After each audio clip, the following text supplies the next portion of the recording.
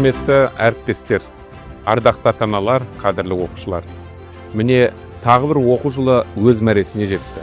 Бұл жыл оқушыларымыздың білім алуға жан-жақты дамуы мен тұлғалық қалыптасуға бастар маңызды кезең болды.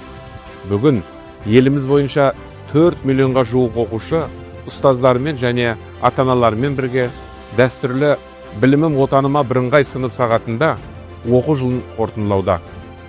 Соңғы сабақтың дәл осы форматта өтуі жас ұрпақтың болашағына деген ортақ жауапкершілік пен бірліктің айқын көрінісі.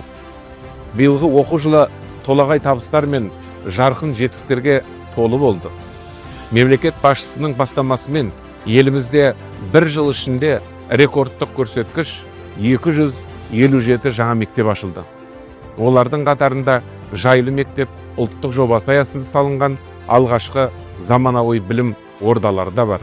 Оқушыларымыз халықаралық білім додаларында 362 медаль иеленіп, оның 41-і алтын медаль болды. Астаналық 10-шы сынып оқушысы Нұргүл Егенбергенова Азия физика олимпиадасының ең үздік қатысушысы.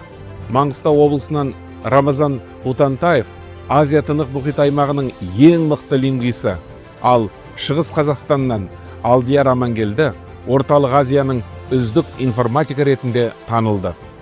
Ел тарихында алғаш рет колледж студенттерінен құралған Қазақстанның ұлттық құрамасы Францияда өткен 47-ші WorldSkills чемпионатында зор табысқа жетіп, 7 медальон иеленді. Бұл додада павлодарлық Артур Лейман ұлт үздігі номинациясын жеңіп алды. Мұның барлығы отандық білім беру жүйесіндегі жүйелі реформалар мен қажырлы еңбектің нақты жемісі. Құрметті ұстаздар, сіздер мектептің жүрегі, білім мен тәрбиенің алтын арқауысыздар. Академиялық біліммен қатар шәкірттеріңізге ұлттық құндылықтарды дарытып, олардың саналы азамат болып қалыптасуына өлшеусіз үлес қосып келесіздер. Биыл білім беру саласында алғаш рет бірден 2 педагог Гүлжанар Нұрпейісова менен Эльмара Праисова Қазақстанның еңбек ері атағына ие болды. Бұл мемлекет пен қоғам тарапынан ұстаз еңбегіне көрсетілген жоғары құрмет пен шынайы алғыстың айқын белгісі. Әріптестер, сіздерге өскелең ұрпаққа сапалы білім мен өнегелі тәрбие берудегі жанашырлықтарыңыз, ұстаздық миссияға деген адалдықтарыңыз үшін шынайы ризашылығымды білдіремін.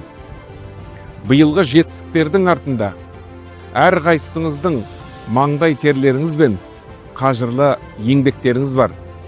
Құрметті ата-аналар, сіздердің үнемі балалардың жанынан табылып, олардың алаңсыз білім алуына, жан-жақты дамуына көрсеткен қолдауларыңыз біз үшін аса маңызды. Мектеп пен отбасының өзара үйлесімді ынтымақтастығы балаға қауіпсіз әрі жайлы орта қалыптастырудың басты кепілі. Биылғы оқу жылының тағы бір маңызды жетістігі балалардың құқықтарын қорғау жүйесін нығайту болды.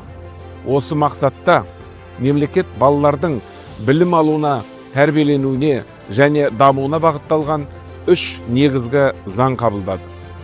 Қымбатты түлектер, бүгін 217 мыңнан астам 11-ші сынып түлегі мен 173 мың колледж бітіруші үшін өмірдің жаңа белесі басталды. Бұл кезең жауапты шешімдер қабылдайтын, үлкен мақсаттар мен жаңа бастамаларға қадам жасайтын маңызды уақыт. Ардақты түлектер, сіздер алған білімдеріңізді ел игілігі үшін жұмсап, мемлекетіміздің жарқын болашағына адал еңбек етесіздер деп сенеміз. Мектеп пен колледж қабырғасында алған білімдеріңіз болашақ жетістіктеріңіздің берік іргетасы болсын. Өйткені ел болашағына қызмет ету нағыз отаншылдықтың жарқын көрінісі. Оқу жылының аяқталуымен шын жүректен құттықтаймын. Ақ жол, жас түлектер.